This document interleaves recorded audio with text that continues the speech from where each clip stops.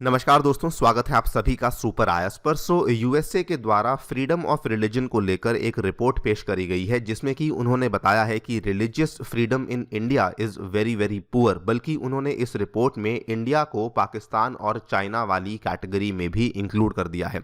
लेकिन unsurprisingly India के द्वारा इस पर्टिकुलर यूएस रिपोर्ट को खारिज किया गया है, ये कहते हुए कि इस रिपोर्ट में दिए हुए जो तथ्य हैं वो कम्प्लीटली बायस्ड हैं, वो कम्प्लीटली इनएक्यूरेट हैं। आप लोग यहाँ पे देख पाएंगे द हिंदू की ये वाली खबर है, आज से 3-4 दिन पहले खबर सामने आई थी। Religious freedom and related human rights in India are under threat. ये वाली जो फाइंडिंग्स हैं ये यूएस की एक फेडरल बॉडी है उसके द्वारा करी गई थी। द प्रिंट ने भी कवर किया religious freedom in India remains poor. बल्कि इन्होंने यहाँ पे जो रिसेंटली अरेस्ट हुए थे मोहम्मद जुबैर के, तीसा सेतलवाद के, इनके अरेस्ट को भी यहाँ पे हाईलाइट किया है। लेकिन इंटरेस्टिंगली इंडिया ने इसको आउटराइटली रिजेक्ट कर दिया है। India has rejected the report by US commission on international religious freedom. आप अगेन देख पाएंगे कि इंडिया के द्वारा जो इस चीज को लेकर प्रक्रिया है वो इमीडिएटली अगले ही दिन दे दी गई थी।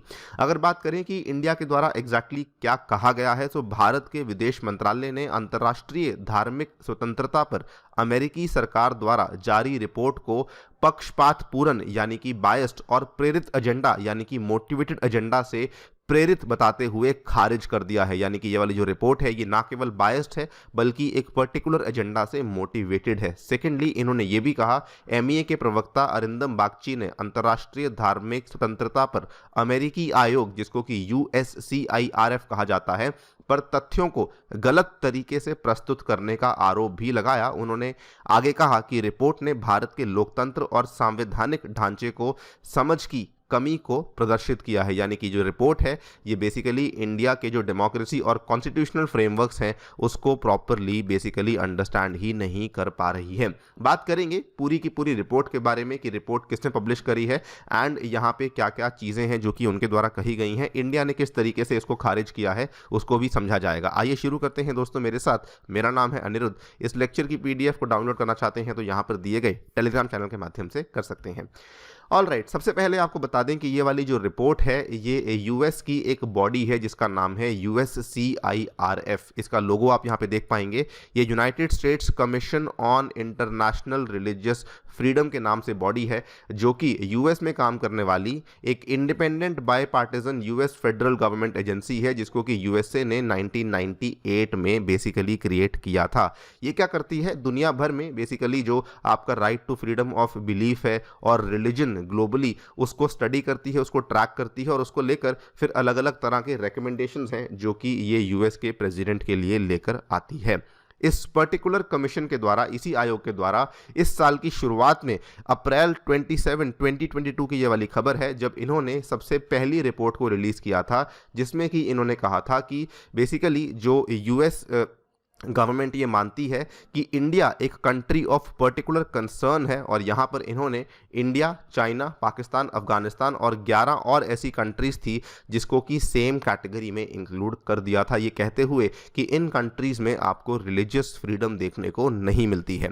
उस टाइम पर भी जो यूएससीआईआरएफ की रिपोर्ट थी वो इंडिया ने साफ साफ कहा था कि ये वाली जो रिपोर्ट है ये कम्प्लीटली बायस्ड है और इसमें बहुत सारी ऐसी चीज़ें हैं जिनको कि ऑमिट कर दिया गया है और अपने कन्वीनियंस के हिसाब से कई सारी चीज़ों को इंक्लूड भी कर लिया गया है।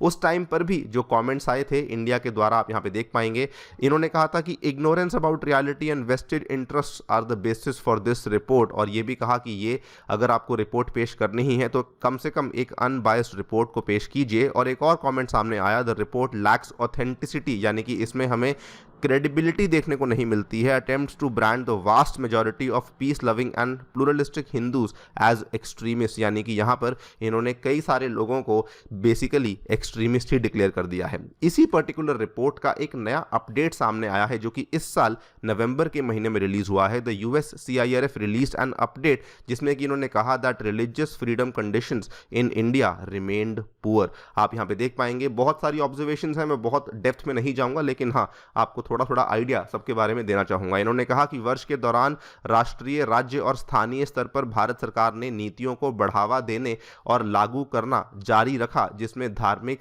रूपांतरण, अंतर्विश्वास संबंधों और गौ हत्या को लक्षित करने वाले कानून शामिल हैं, जो मुसलमानों, ईसाइयों, सिखों, दलितों और आदिवासियों को नकारात्मक रूप से प्रभावित करते हैं। यानी कि जो आपकी बेसिकली रिलीजियस माइनॉरिटीज़ हैं और जो आदिवासीज़ हैं उनको नेगेटिवली इम्पैक्ट करते हैं ये वाले कानून जो कि इंडियन गवर्नमेंट के द्वारा लाए गए हैं।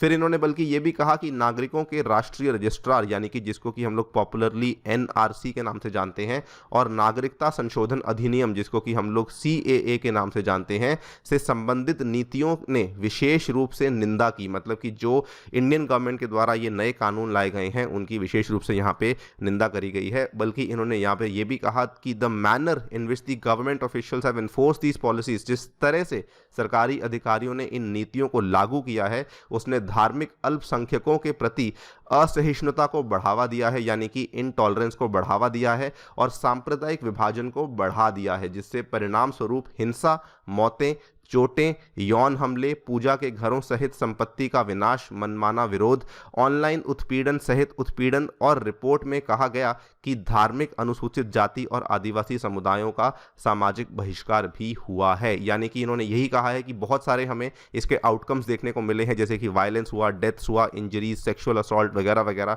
जैसी चीज़ें हमें देखने को मिली हैं।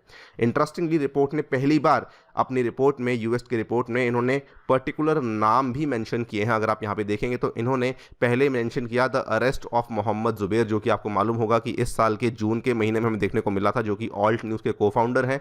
और उसके बाद treatment in jail of Father Stan Swami, जो कि एक एक्टिविस्ट थे, उनकी ट्रीटमेंट को लेकर इन्होंने यहाँ पे सवाल उठाए हैं। बल्कि इन्होंने यहाँ पे तीस्ता सेतलवाद के अरेस्ट को लेकर भी सवाल उठाए हैं। कहा गया है कि मानवाधिकार कार्यकर्ता सेतलवाद को 2002 के गुजरात दंगों में पीएम नरेंद्र मोदी को फंसाने के लिए कथित रूप से सबूत गढ़ने के आरोप में गिरफ्तार किया गया था।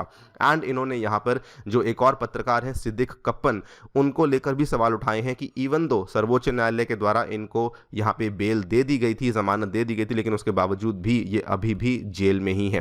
एंड इन्होंने रिसेंटली जो चीज़ें सामने आई थी, जैसे कि सुल्ली डील्स हुआ, उसके बाद बुलीबाई वाला जो केस हुआ था, उसके बाद जो बिल्किस बानो वाला केस हुआ था, उसमें भी इन्होंने सवाल उठाए हैं, ये कहते हुए कि जो बेसिकली जिस तरीके से चार्जशीट फाइल हुई है वो चार्जशीट फाइल होने का तरीका बहुत गलत था। बिल्किस बानो के जो रेप कॉन्विक्ट्स को यहाँ पे छोड़ा गया है वो बताता है कि जो इंडियन गवर्नमेंट है वो एक्टिवली पार्डन कर रही है उन लोगों को जिन्होंने रिलीजियस माइनॉरिटीज़ को टारगेट किया है। तो ये सारी की सारी ऑब्जर्वेशंस हैं जो कि यूएस की रिपोर्ट के द्वारा करी गई हैं, लेकिन इंडिया ने इन ऑब्जर्वेशंस को बिना जस्टिफिकेशन देते हुए डायरेक्टली रिजेक्ट किया है। और इंडिया की जस्टिफिकेशन इतनी है जिसमें उन्होंने कहा है कि this report displays a lack of understanding of India's democracy and constitutional frameworks. बल्कि ये भी कहा कि रिपोर्ट जो है दिस मिस रिप्रेजेंट्स फैक्ट्स, यानी कि ये तथ्यों को सही तरीके से पेश नहीं कर रही है। साथ ही में एक और चीज़ कही गई है जो कि एक्चुअल में काफ़ी इंपॉर्टेंट है। उन्होंने कहा कि ये टिप्पणियां भारत और इसके संवैधानिक ढांचे, इसकी बहुलता और इसके लोकतांत्रिक लोकाचार की समझ की भारी कमी को दर्शाती हैं। अफसोस की बात है कि यूएससीआईआरएफ अपने प्रेरित एजेंडा के अनुसरण में अपने बयानों और रिपोर्टों में बार बार तथ्यों को गलत तरीके से पेश करता है। इस तरह के कार्य केवल सेवा करते हैं। विदेश मंत्रालय के प्रवक्ता ने नई दिल्ली में कहा, संगठन की विश्वसनीयता और निष्पक्षता के बारे में चिंताओं को मजबूत करें। बेसिकली इन्होंने जो बात कही, इन्होंने ये भी कहा कि जो आपकी बॉडी है वो शायद क्रेडिबल ही नहीं है, उसकी जो फाइंडिंग्स हैं उसके ऊपर हम लोग भरोसा ही नहीं कर सकते हैं। This is the direct reaction जो कि इंडियन गवर्नमेंट के द्वारा यहाँ पे दिया गया है। और इसके पहले भी पिछले साल भी हमने इसको रिजेक्ट किया था, इस साल की शुरुआत में भी हमने इसको रिजेक्ट ही किया था।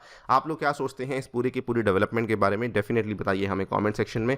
जाने से पहले साथियों बताना चाहूँगा कि टेक्स्ट बुक आपके लिए लेकर आया है एक single subscription, that is super coaching UPSC CSC, जिसमें कि आप लोग अपने घर बैठ के जीएस के courses, CSAT courses, optional courses की तैयारी कर सकते हैं।